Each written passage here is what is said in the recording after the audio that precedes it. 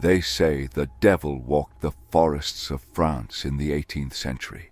But what if it wasn't the devil at all? What if the legendary Beast of Gévaudan wasn't a wolf, but something far more elusive, a creature thought extinct for thousands of years?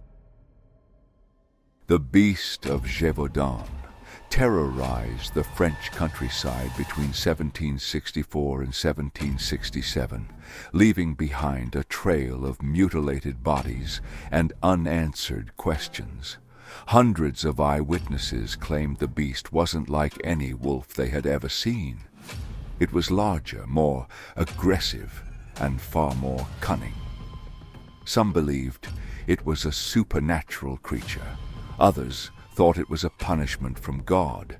But what if I told you that modern science has opened a new door to this centuries-old mystery? For nearly 3 years, the beast evaded capture. It killed over 100 people, primarily targeting women and children. No ordinary animal could have caused such devastation. Local hunters, soldiers, and even royal troops were powerless against it. Every attempt to hunt the creature ended in failure or more bloodshed. And here's the most unsettling part. After its supposed death, the killings continued. How can we explain this? Could it have been more than one creature?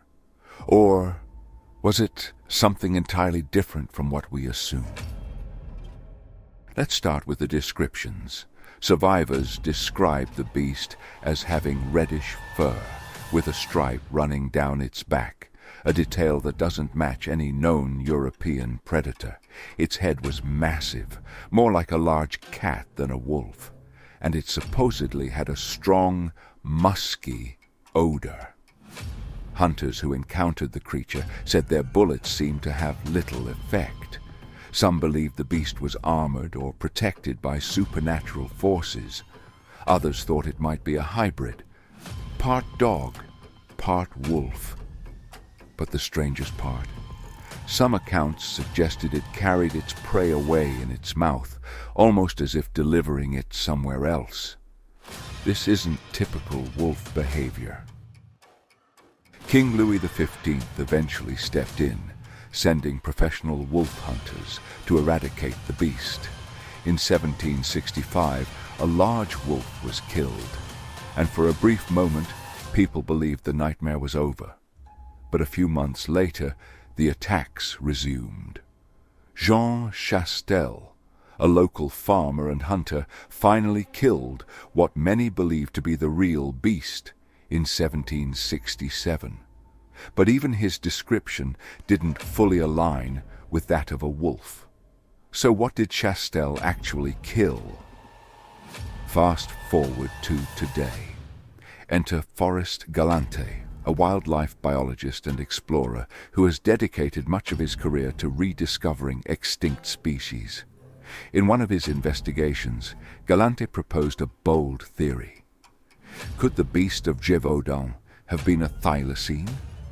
The thylacine, or Tasmanian tiger, was a marsupial predator native to Australia and Tasmania. Officially declared extinct in the 20th century, sightings still trickle in to this day. The thylacine had a slender build, reddish fur, and distinctive stripes, eerily similar to the descriptions of the beast. But how could a creature native to the other side of the world end up in 18th century France? Galante suggests that exotic animals were often captured and traded among the elite during that era. It's possible that a thylacine was brought to France as part of a collection and later escaped into the wild. A predator unfamiliar with its new environment would behave erratically, exactly the kind of aggression and unpredictability described in the beast's attacks. Not everyone agrees with the thylacine hypothesis. Some historians suggest the beast was a large dog or a hybrid bred for hunting and attack. In fact, some records hint at the involvement of local nobles who may have used large mastiffs or exotic predators to terrorize the countryside. Another theory points to trained killers, possibly humans, who disguised their attacks by making them appear animalistic. This would explain the apparent intelligence of the beast and its ability to avoid traps. Of course, we can't ignore the supernatural interpretations. In rural France during the 18th century, the church held significant power. Many villagers believed the beast was a form of divine punishment or a manifestation of the devil. The markings, unusual fur patterns, and elusive nature of the beast fueled these beliefs. Some even claimed the creature could shapeshift or disappear at will. While modern audiences might dismiss this as folklore, the psychological impact of fear and hysteria likely amplified the legend. So, after centuries of debate, what was the Beast of Gévaudan? A wolf, a thylacine, a man-made terror, or perhaps something we haven't yet discovered? The mystery lingers because no theory fully explains all aspects of the case. The beast remains a chilling reminder of how little we sometimes know about our world, and how ancient stories often hide kernels of truth. The Beast of Gévaudan isn't just a ghost story. It's a puzzle that bridges history, science, and legend.